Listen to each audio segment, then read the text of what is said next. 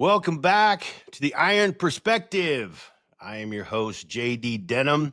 I'm excited to be here. Hope you're excited to be here with me. So we have a good show today. I get to talk about my favorite subject, food, more importantly, steak. So we're going to dig into that a little bit and here later in the show. But this guest I have known for a very long time. And before I introduce you to him and who he is and how I know him, I wanted to tell you a little bit about how I know him and how we got here. So let me rewind about, I don't even know, 20 years, 25 years. I was a 23-year-old kid and I needed to get a big boy job. So long before I think even Craigslist, I got a paper and I started looking for mortgage companies, and this place called Lighthouse Funding was trying to hire junior bankers. So I faxed literally faxed my resume in, went into an interview, and I got the job. Now, I knew nothing about mortgages. I just knew I knew people were making money, so I just started to chase that. Now, the first week was rough. I didn't think I was going to make it. They were talking about yield spreads, interest rates, right?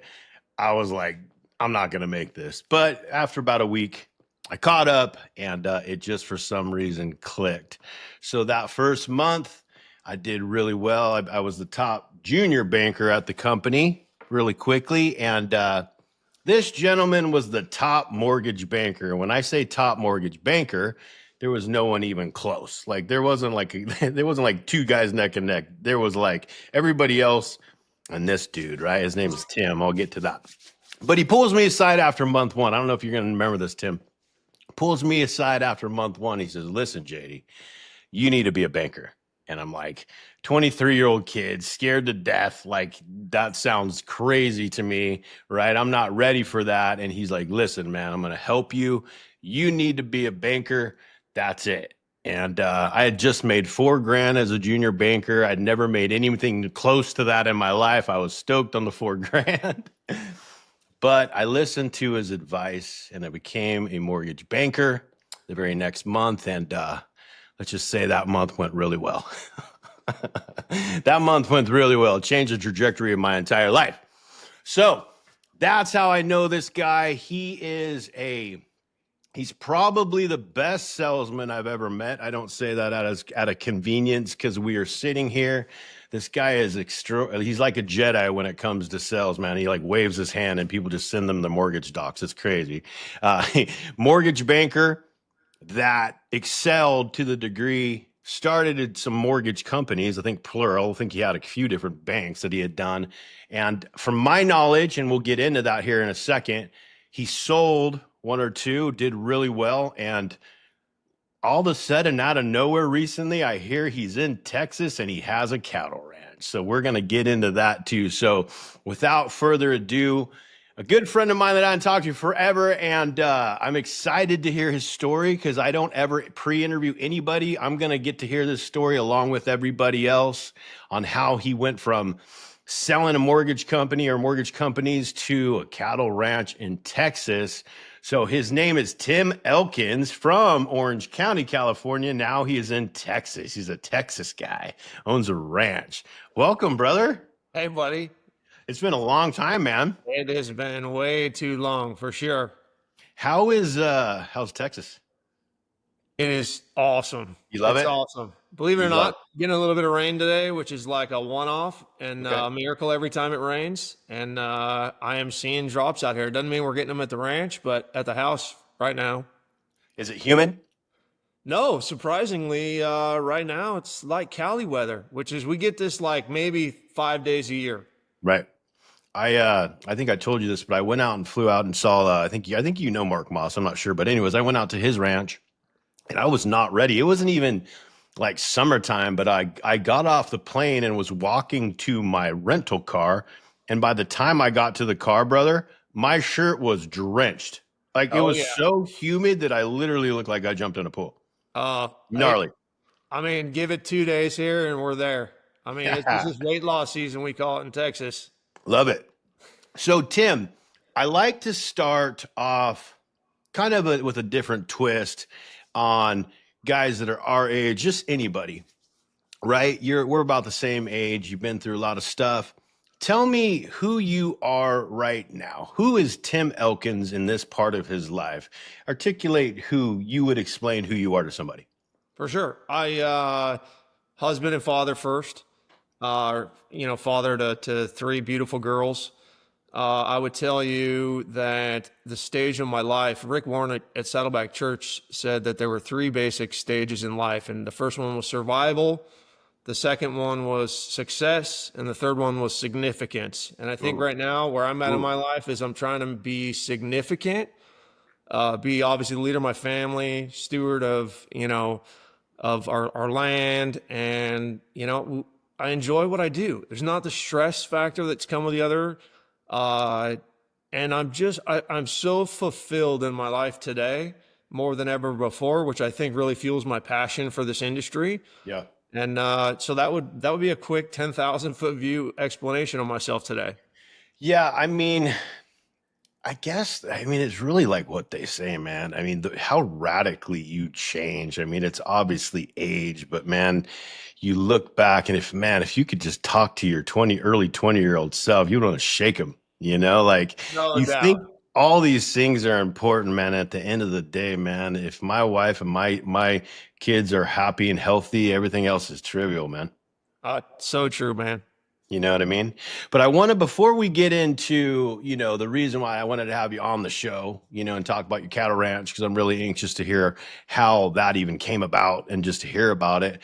But for people that don't know who you are, I want to kind of lead into how you got here and just the success, because for the people listening, when I say this dude is a salesman, like he is a salesman. When he was on the sales floor, like there was no one that was close. It was like the second guy and then Tim.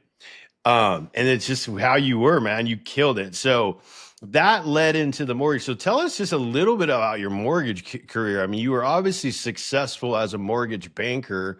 And then it led into just owning your own mortgage companies. Tap on that a little bit just for people that don't know who you are. Yeah, for sure. Obviously you and I are at the same company. We fled kind of the junior ranks. I left before you, went to another company. At this time I'm probably 20, 21 years old.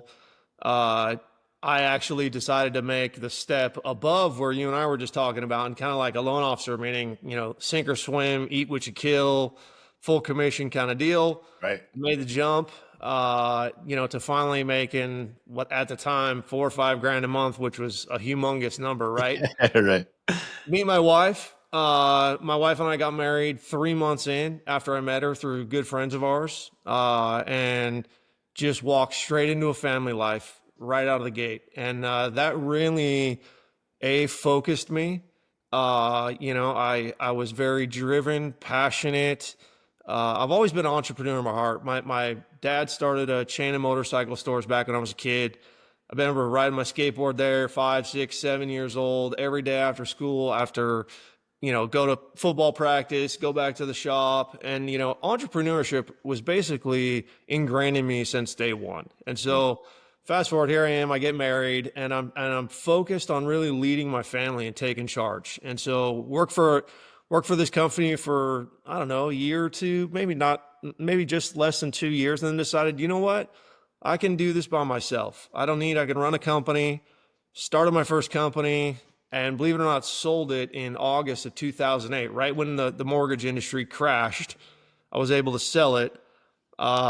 Worked for that company for 2 months until they went belly up, and then literally got a call from the CEO. He's like, hey, if you want to take all your equipment back, have at it. So I did. We loaded up, big vans that we had rented at like midnight, started another company, another mortgage company. And so the next day when everybody came to work, I had a brand new mortgage company, and we were right down the shop. And so that one I grew to a major player. It was called Crossline Capital. Okay, so I was going to ask you. So that was Crossline. So what was the one before that? Was that IndyMac Bank? What was that bank? That was IndyMac that bought. So at the time, I was called Newport Financial. Okay. Which bought by IndyMac Bank. And then I started Crossline. Crossline was just a major player. And I got to a point where it was like, man, in order to take the next step, I need to go raise some money to do this. And, we were nationwide. I think employed about 1,000 plus people. Went to go look at money and actually had a company offer to buy the whole company. They were like, they had just gone public, Stonegate Mortgage. They were like, hey, why don't we just buy the whole thing and you piggyback on our newfound success? And so they bought it.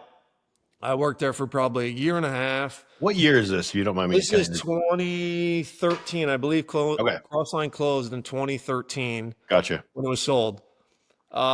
Worked there for a year and a half, and corporate life just wasn't my deal.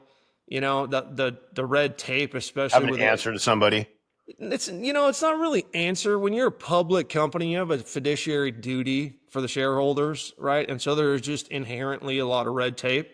Mm-hmm. And it just wasn't for me, man. You know me, I got to be able to chuck and jive. I got to be able to control. We got to make decisions quick, especially, in that type of an environment in order to really make the money that the company needs to make. And so just one for me. So I sat around, played golf for a little while. We're talking 6 months or so. Two of my best buds that I play golf with, fell in my lap. One guy was working at a durable medical company. My other bud had a huge account that wanted to come on board. And so they approached me one day and they're like, hey, let's start this durable medical company. And, you put up the money, I'll run it. And then the other guy's like, I'll kick in the relationship. So we started a company called Vario Healthcare. And that grew wildly successful, like wildfire. I mean, we're talking 3 or 4 times the size of Crossline in a matter of 2 years. Oh, wow. And so think about durable medical. When you go to the doctor, they give you gauze or CPAP machines or oxygen or any of that sort of stuff. We would contract with the healthcare companies to provide that to the patients. Right? And so then COVID hits 2020. We got from FEMA, we were the first largest importer of hand sanitizer into the U.S. Wow. I think it was 29 million bottles of hand sanitizer that we sourced through FEMA. Wow. Oh my God. So you can only imagine that's a whole nother story in itself that we'll say that could be a whole podcast on itself. Frankly. Right.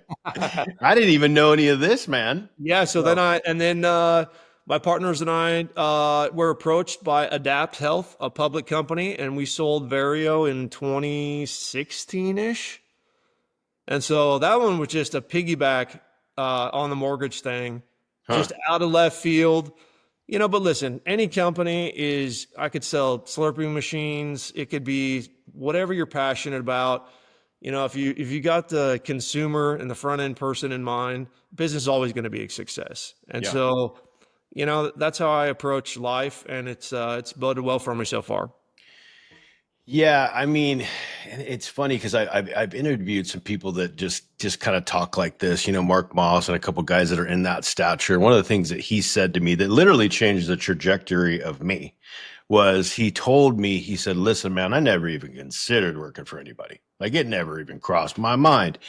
And that was just unreal to me. I was just like, what? Because like for me, I didn't come out, with that entrepreneurial spirit. It just wasn't me, but you obviously did because you've always, I've just known you a long time and you're always a top dog. So do you feel that's just embedded or somebody born like that? Like you're a salesman extraordinaire. So like, that part I believe, because I'm a salesman, you're born with. Like you can get better, but like you and I can sell. But you always strove to own it and run it. So was that always there as long as you can remember? I think that's a personality trait. Okay. I think you are born with it.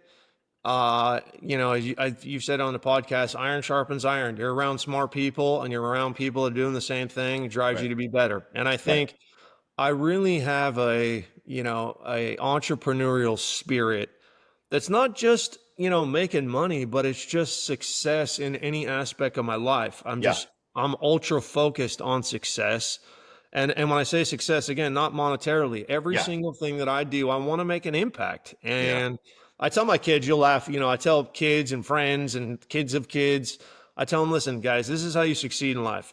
Go get a job at a company that you're passionate about. Learn how to do it.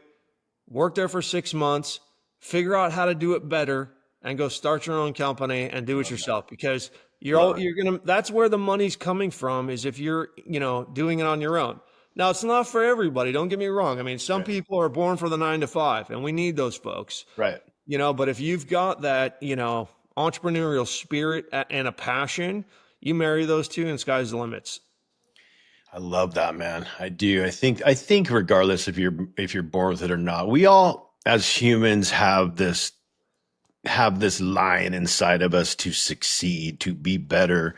And when I look around, one of the reasons that, I even started the fitness channel was I just wasn't liking what I saw in men. There was just passive, weak men everywhere. Overweight and all that stuff, which, that part I'm not knocking them, but you've given up when you start to do that stuff, and, I just think that it's embedded in us. That's that's just what God puts in men, like he makes us of iron for a reason. Like I say it all the time, man, like fathers are the foundation for their family. They are the refuge for our families to run through in weakest hours. I mean, we're built like that. And I think there's a calling on every man's heart, his soul, to strive to be better. Like you said, I'm not talking about success to where overflowing bank accounts. I'm talking about bettering yourself and being in competition with you, being in competition with who you were yesterday, because if you're not growing, you really are wiltering away. And that's what's happening to people. That's what's happening to men. I mean, and we'll get into this because, we led up to kind of COVID, but during COVID, man, I had a hard time with it, brother. I was in California. I think you were in Texas, but we had it brutal here. And like, I wasn't going to eat what they were telling me, man. I'm like, yeah, I'm not doing that, and I was super rebellious about it, not out of like a middle finger, out of disrespect, but like, you got the wrong guy, and that moxie that's built into the men. But the reason why so many people were passive and submissive to it, because men did not stand up and act like men. Do you know what I mean?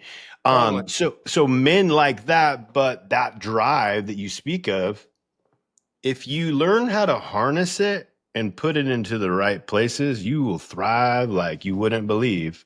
I think it truly is in every man, I agree. Yeah. So you lead up to 2020 and you're still in California. I'm trying to follow this. Right when we started I bought the ranch with a good friend of mine, Mason, back in like 2015 or 14. Okay. Anyway, somewhere back there, right. Commuting. We finally pulled the plug and moved here after several attempts. I mean, we've been looking here in Austin since 2008, believe it or not. We were going to move the mortgage company to Austin. Then sold it. And then we were going to, it was always a reason for, God's plan was always put on hold for something that was being thrown at us. Right. And finally we're like, enough's enough. We're just going to do it. There's no right time. So I moved my family. My daughter's a senior in high school at Santa Margarita High School. And we move and we come here, and she finishes her senior year here, ends up going to Baylor. Oh, wow. Her now husband, she just got married 3 weeks ago. They met sophomore summer at Santa Margarita High School, ended up going to Baylor together. No way. Kid's salt of the earth. He's one of a triplet. Right. Really good guy. Super pumped for our new family addition. And so anyways, we land here. And then it was just like hands-on. We had the ranch. We've, we started, this will kind of segue, I guess, into the whole, how this thing started. So we bought the ranch. First thing was like ag exemption. So get some cows. So my real estate agent, he was like, hey man, I'm in the cow business already. Why don't we go 50-50 on that? We can get your exemption and I'll just kind of teach you. And so we did that. Right. I had no experience with cows or nothing until this, right? We were a hunting ranch and just a getaway, frankly. Right. And I dig outside. Like I was born outside, hunting all the time. My dad, my grandpa, you get home from school and you ride your bike to the jumps and hang out with your buds. Like I live and breathe outside. Yeah, and right. And I just dig nature. I dig the cycle of it. I love, Discovery Channel and the nature shows. Like I just dig that. I think it's so fascinating, what Yeah. God's created there. It really has my attention. And so I find myself in the cattle business. And just as I started in the mortgage thing, I said, this guy's taught me what I need to know for 6 months. It's time to go by myself. So we went out and did it. And to be honest with you, JD, this is at a time to where it was more a hobby and it was fun. And I was already out there anyways. And it wasn't anything other than that, a hobby. Right. And then, being out there every day, we were remodeling the house that's out there. And I was around these cows and really learning and doing new things. And, that passion and, desire just took over to just see where I could take this. My girls struggle with autoimmune. Okay. And that kind of started there. I'm going to say that's a starting point for me. The second being, I really didn't like how the cattle business was treating its ranchers and its farmers. Okay. They really are like the lowest people on the totem pole. Right. And, to kind of put this in perspective, there's only like 662 cattle producers left in the US, like, decent sized ones. We've lost basically half of our producers in the last 4 decades. Okay. Which, if you just look at that run rate, we're at, 8.7 million cows in the US, which is our lowest since the 1950s. We import 1 billion pounds of beef. Wow. And so I start seeing these things and hearing these numbers. And then at the end of the day, watching my fellow community members, ranchers and, cattle producers and whatnot, really just being taken advantage of in a way that just didn't sit well with me. These are good. Can I ask you that? I want to stop you Yeah. there. Like weren't treated in a way, like elaborate on that a little bit. I'm For curious. sure. So this, we go so down in the weeds on this. I'm going to try to keep it kind of a 10,000 foot, and I'll let you ask questions. Yeah. Most people have mama cows, and mama cow has a baby every year, and that baby either is a heifer or it's a bull. Okay. All the mamas and the heifers are put back into production to have more cows and to grow the herd. All the bulls are either used to stud or you turn them into steers, and that's usually what you're going to eat for meat. And so, next door neighbor, his whole operation, they call that a cow calf, meaning every year your cow has a calf, you sell the calf, rinse and repeat. That's the story. Okay. And the cattle business is a tough game to start with, but these people have hearts of gold. They have work ethic like no one you've ever seen before. Right. They're the most straight up honest people for the most part that you're ever going to find. Love it. And so, unfortunately, believe it or not, these people are at the lowest end of the totem pole, meaning when they go to sell their cow every year, or their calf, they got to go to the auction. And the auction is, the big buyers from your In-N-Out and McDonald's and whoever else knows, but your big, big box retailers. Sure. And whatever they pay is what the rancher gets. The rancher doesn't have computer. He doesn't know how to monetize it other than that. And those people, if you even back up, 3 years ago, rain was low, meaning hay production was low. Oil prices were high, meaning diesel prices were high. People couldn't afford to keep calves, and they couldn't even afford to keep their mamas. Mm-hmm. And so people just started liquidating. And, on top of that, what happens is now that they're lowest on the totem pole, the only way for them to compete is to cut corners. Sure. Okay. Not give them shots. We could go down a rabbit's hole, but cut corners. Yeah.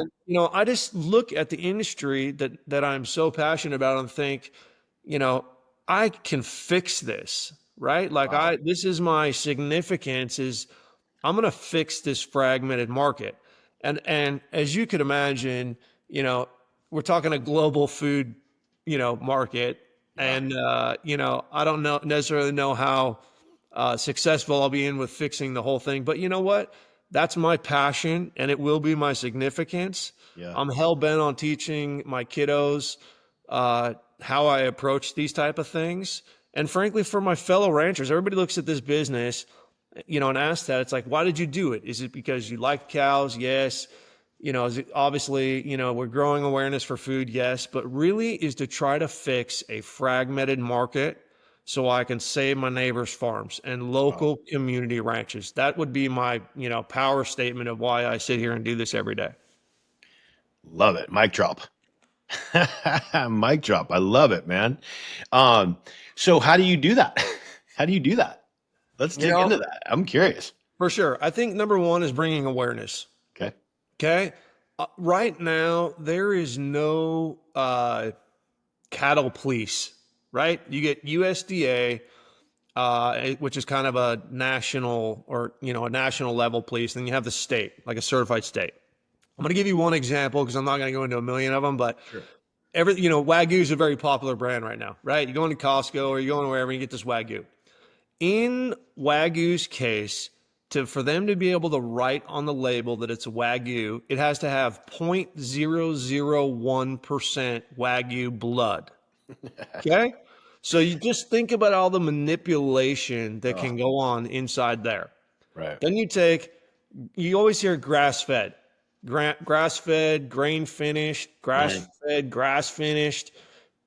You could manipulate that. I could literally feed your calf grass today. Yeah. Feed him grain his whole life.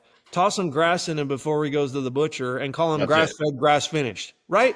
Here's how the consumer knows, and I think this is why we have such a cult-like following, is because when you eat our meat, you feel different. Yeah. You truly feel that. You feel like our grandparents felt when they used to eat back in the 30s and the 40s and the 50s. There's a reason our grandparents weathered 2 world wars, their gold getting confiscated from them, a Great Depression, and there's no way we survive that today just because of where we're at as a society. And so, listen, I think when again, the only way to know if somebody's doing the right thing is to try it. And if you feel better, they're probably doing something that works. Right. And so that's kind of how we look at our stuff now. So the taste, you would say, because I think, and kind of sounds like we're on the same page. I mean, a little bit of backstory on how I even kind of got here. I got sober in 2011, and about a year after sobriety, I was getting back into the mortgage industry, starting to do okay. And now I'm just a different human. I'm truly sober and chasing sober and truly on my journey for the first time ever to constantly better myself. And so I started peeling back layers of everything. And where it started, Tim, you'll enjoy this, was I'm a mortgage banker. I've never cared about money. I've never understood money. I never cared. I'm just good at sales. Let me dig into how it works. You know what I mean? I start reading about the Federal Reserve and just banking system. And I mean, you just don't like what you find, dude. You just don't. And that was, you go down that rabbit hole, so to speak, which leads to a different rabbit hole that leads to this, man. And you break through this cognizant dissonance stage that some people still haven't broke through, but I did a long time ago, where you kind of think to yourself, man, every single thing we have been told is a lie. And it takes a little bit of everybody kind of deals with that at their own pace and however they deal with it. But for me, it was liberation. And here's why. Because I could at least try to maneuver around it, and I can at least know that this is what it is. Because above all else, brother, give me truth. Give me truth. Like you know what I mean? And like, that's where I think that is why people these days flock to honesty, integrity, because it's so void in our society now that if somebody's authentic, even if you don't agree with what they're saying, but if they truly believe that they're saying that, it's so authentic, and it's like a light that shines up in the darkness. Like, it's easy to see. So people flock to it, So that's how I broke through that stuff, man. And it led me to here just because, I kept peeling back these layers of everything, man. And I started digging into, I had an autoimmune issue. I mean, I had out of nowhere, I came down with this horrible stuff all over my head, bro, overnight. Like literally, I started getting these welts all over my head. And I was like, what is happening? Like big golf ball size welts, bro. And like, dude, I couldn't wear a hat. I was still working at work, And like, I'm like, dude, this sucks. And so I go to the doctor and they're like, well, it's this, rare autoimmune or disease. It's so rare that, they've never really studied it. Here's some antibiotics. So I'm like, well, why would I take antibiotics? Because I know enough about nutrition now because I've studied it that like that's going to mess up my gut. And I believe the problem's in my gut. You know what I mean? But honestly, Tim, I went to 8 different doctors, 8. And they just kept feeding me the same BS. You know what I mean? And I want to tell you this quick little story because this is like the end of where I looked at things differently. So I wait 3 months to get in this so-called renowned doctor that's going to, on her site says folliculitis, what I had, and she fixes that, blah, blah, blah. And I could not wait to see this gal. This doctor could not wait. She was up in LA. So I remember driving down there and just thinking to myself, dude, I'm finally going to figure out how to fix this problem. I had welts all over my head. It was horrible. And I go and see this gal. She'd been in practice for 45 years, whatever. She had the sarcastic, sinister personality. I loved her right away. I loved her personality, right? Very blunt. I love people like that. And she looked at me and she looked at my head. She looked at me and she said, sweetheart, she said, God either really loves you or he really doesn't like you because I've been in practice 45 years and you're the second person that's ever had that. And I'm also, I have no hope of you fixing this. She said, no, I mean, it's just that rare. So I drove away inflated. And the point of that story, Tim, is this. I was deflated for a bit, but like we said, like I wasn't going to accept that verdict. I'm not going to accept that. So I just start studying, brother. I just start studying. And I'm like OCD with something. If I'm intrigued by something, I will just, my wife tells me I'm Rain Man because I want to learn about it. So I just start studying and I start trying diets. I tried vegan. I tried every diet you can think of. And then I stumbled onto a study for autistic kids. And I was very intrigued by this because my wife, she's a stay-at-home mom now, but she used to be an occupational therapist for autistic kids, right? And so the study was crazy. Like these like kids that were hitting their head against the wall, and a lot of them weren't talking, like really autistic, and they were melting, it's coconut oil, but they were melting bowls of coconut oil and pouring it on their food. And I was like, this is insane. But their brain waves radically improved. Like it didn't cure their autism by any means, but a lot of them saw hitting their head against the wall. Radical improvement. So that was the genesis of me starting to study fat and protein, which led ultimately to where, I'm on a carnivore diet now, but studying it, implementing it. And I was told I was crazy by everybody, right? You're like, dude, you're going to die of cholesterol. You're going to die of that. But see, I studied it, and that wasn't affecting me because like cholesterol doesn't clog your arteries. It's sugar. It's, you know what I mean? But dude, like in 6 months, my head was radically, I mean, I still have radically improved. I mean, to the degree where like you couldn't see the bumps. And that's, again, why I kept studying it. I'm like, all right, you know what I mean? And I would imagine this, but what happened with sugar, how they started taking out fat out of food and sugar and why everybody got fat is because they paid the politicians off to say that fat was causing people heart attacks and strokes. Do you know what I mean? Totally. And yeah, so you say your daughter's had that autoimmune, and I've been blessed to be able to work with a lot of mainly men, but people to get them on a high fat, high protein diet. And brother, I mean, if they follow it, their health, I mean, radically improves in weeks. Yeah, So it's crazy how you talk about that corruption with ranchers. I mean, it's unfortunately, and this is a little bit of a jaded comment here, but everything's corrupt. Everything's corrupt. But if you have like, so what would you say would be somebody that is listening to this and they don't know the knowledge that we have of even some of the things that we've just discussed, right? Now they're going to start researching this. Would you say that they go with somebody like you, like your cattle ranch, because it's a smaller type company where you can tell them where the beef is? Like, give some pointers for people what they could do. Uh, Listen, our company is built on the foundation that you're only going to eat the same quality beef that I put in my own kid's mouth. Okay. And we're a big company. Don't get me wrong. I mean, we service, some of the top end steakhouses here in the Austin, Dallas area.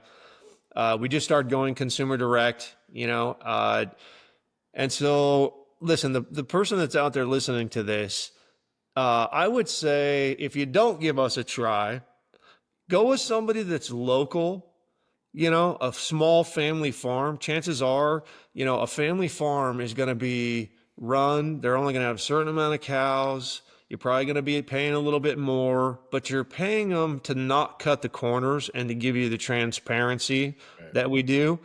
That's the whole problem in this game is the transparency. We try to be as transparent as we can.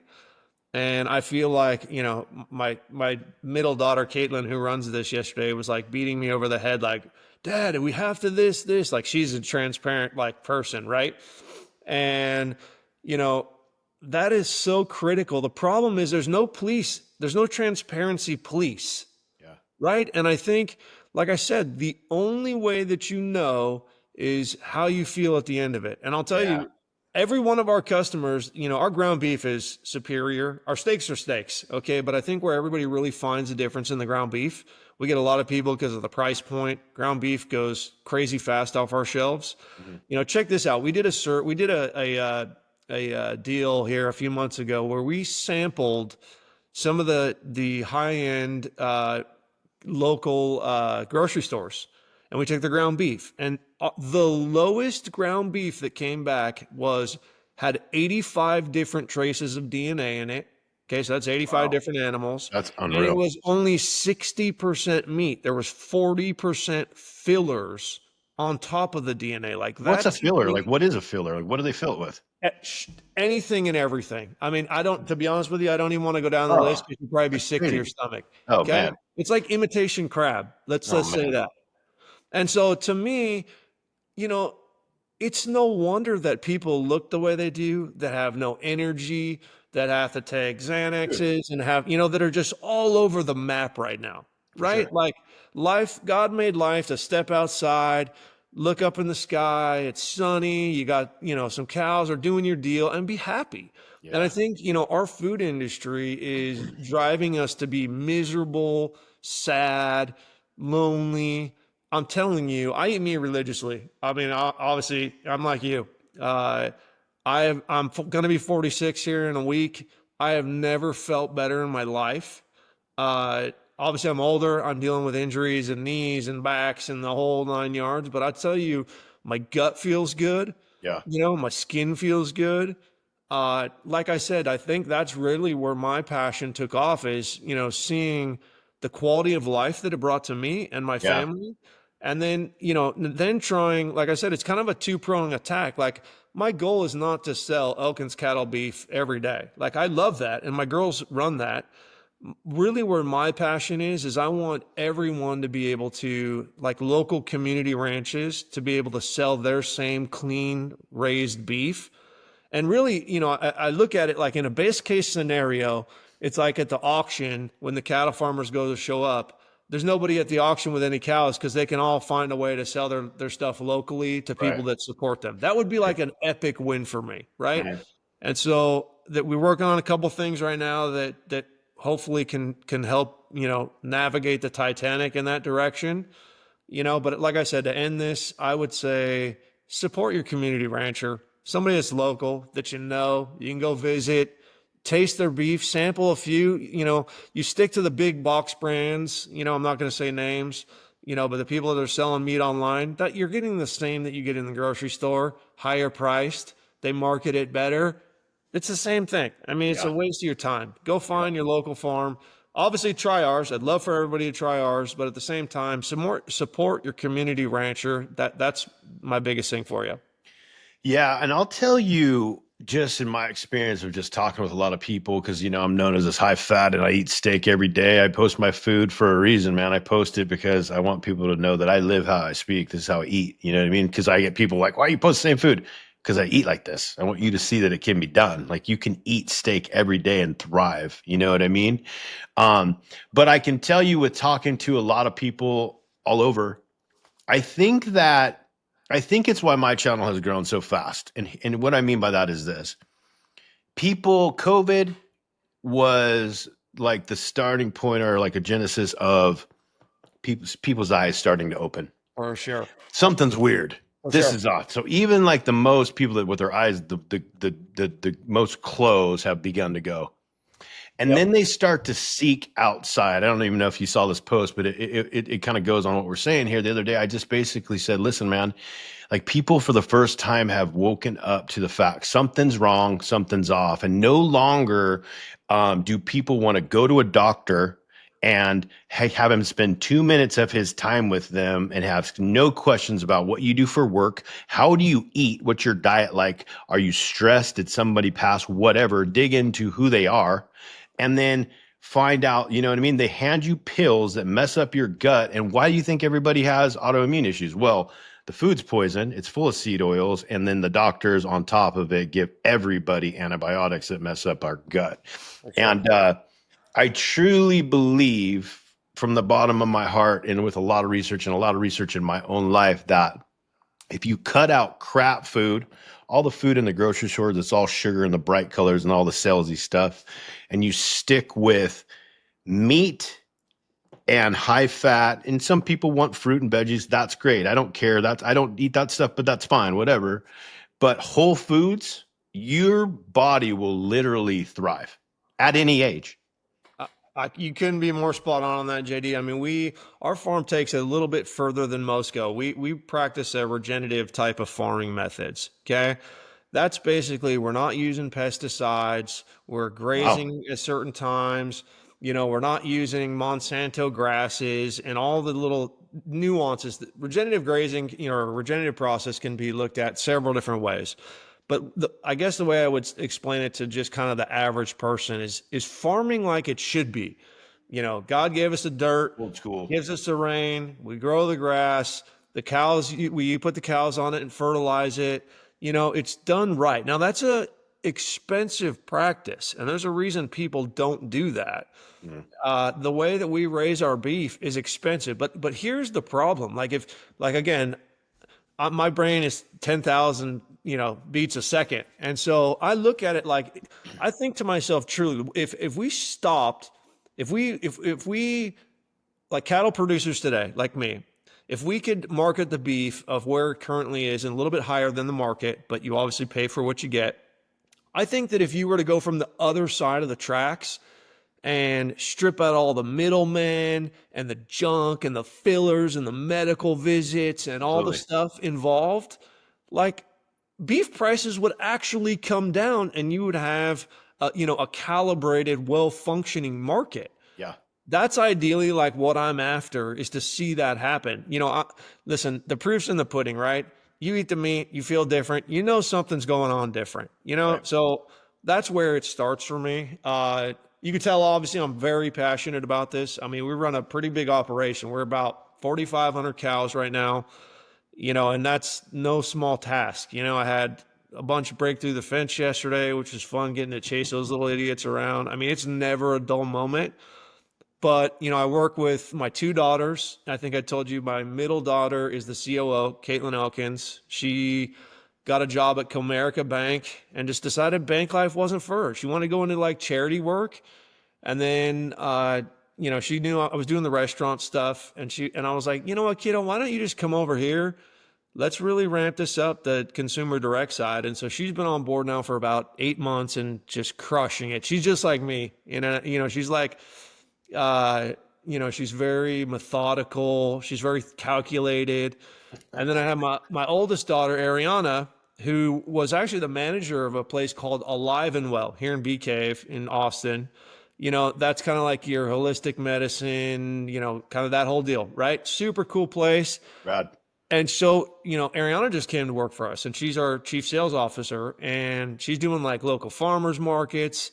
Right. And so, you know what, man, I sit here today, a super proud father, just pumped on getting to spend every single day engulfed in a passion with my my two girls by my side, something that we all love. I've got my youngest daughter who's really, you laugh, but, the girls laugh because I always say she's getting the ranch when it gets passed down because she spends the most time with me out there, and so here we are, a family just crushing life. And we're doing something that we love, which is there's no better feeling as a father to see where we're at, and I think that just fuels my passion for it. Yeah. And then we're doing good. I'll leave you with this one thing. I always looked at business. If you think about the consumer first, your business is always going to win. I was Absolutely. taught that my stint as a consultant for Google when we were putting the Google mortgage platform together. And I was, knowing me, salesman, like, how do I sell this product? And they're like, look, you don't sell it.